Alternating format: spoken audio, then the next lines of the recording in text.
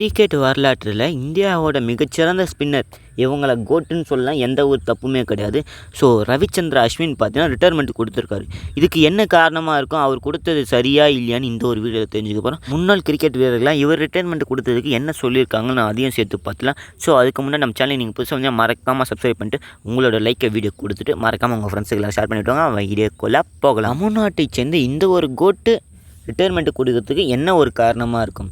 So சர்வதேச போட்டியில் மட்டும்தான் ரிட்டையர்மெண்ட் கொடுத்துருக்காரு. இன்னும் ஐபிஎல் ஆடுவார். ஸோ ஐபிஎல் வரத்துக்கு ஒரு காரணமே நம்ம சென்னை அணியில் அவங்கள எடுக்கவோ தான் இப்போது ஐபிஎல்லையும் விளையாடுவார்னு நான் நினைக்கிறேன். ஏன்னா சர்வதேசில் கொடுத்ததுலேருந்து ஐபிஎல் விளையாட மாட்டாங்கன்னு நான் நினச்சின்னு இருந்தேன்.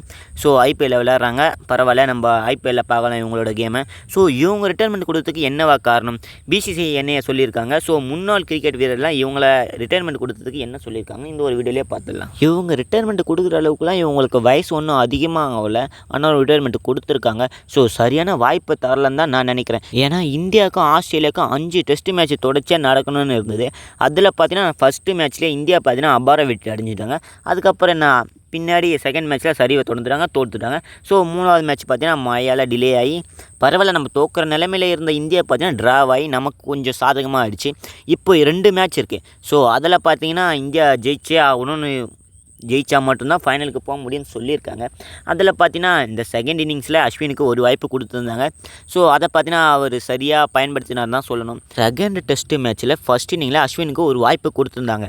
அது எப்படி பயன்படுத்தினாருன்னு நீங்கள் தான் சொல்லணும். ஸோ 22 பாலுக்கு பார்த்தீங்கன்னா 22 ரன் அடிச்சிருந்தார்.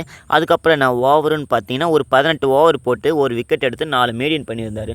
ஸோ இதை பற்றி நீங்கள் என்ன நினைக்கிறீங்க, உங்கள் கருத்தை கமெண்ட்டில் சொல்லுங்கள். இந்தியாவை பொறுத்த வரைக்கும் இவர் ஒரு மாபெரும் ஸ்பின்னர்னு சொல்லுவாங்க. ஸோ ஏன்னா T20 இருக்கட்டும், ஓடிஐயாக இருக்கட்டும், டெஸ்ட்டு மேட்சாக இருக்கட்டும், ஸோ எல்லா ஃபார்மேட்லேயும் இந்தியா தடுமாறி விளையாடின்னு இருக்கும்போது விக்கெட்டே இல்லாமல் ஆப்போனண்ட் விளையாட சொல்லோ.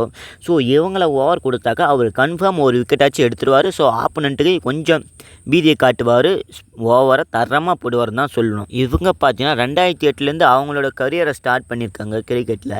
ஸோ இந்த மாதிரி ஒரு ஸ்பின்னருக்கு ரிட்டையர்மெண்ட்டுனாலே இன்னும் கொஞ்சம் காலம் ஆடிருக்கலாமேன்னு எல்லா பிளேயரும் தான் சொல்லுவாங்க.